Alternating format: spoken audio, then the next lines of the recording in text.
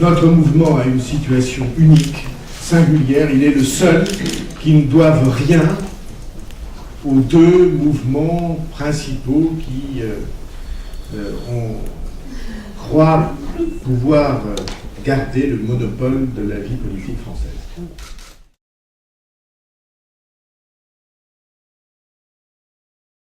Vous savez, pour vouloir assumer des responsabilités, il faut avoir des idées, il faut avoir des alliés.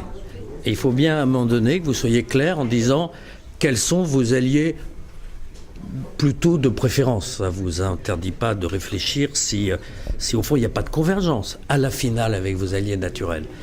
Mais dire je n'ai pas d'alliés ou je les choisirai après, c'est une autre démarche que je respecte mais qui n'est pas la mienne.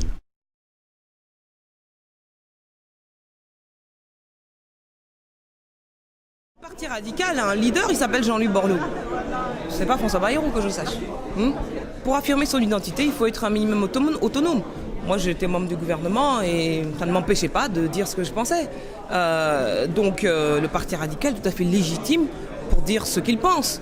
Le débat présidentiel est quand même l'occasion pour les partis de défendre leurs idées. Sinon, quand est-ce qu'ils vont le faire ?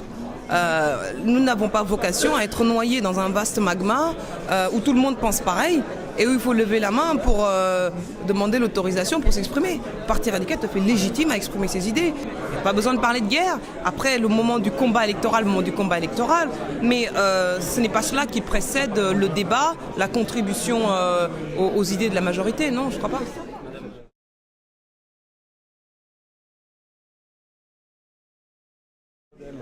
Ça, écoutez, c'est tout à fait prématuré. Il faut voir aussi quel est l'état d'esprit de François Bayrou par rapport à la majorité, quel est l'état d'esprit de Jean-Luc Borloo par rapport à des formations qui pour le moment ne sont pas dans la majorité.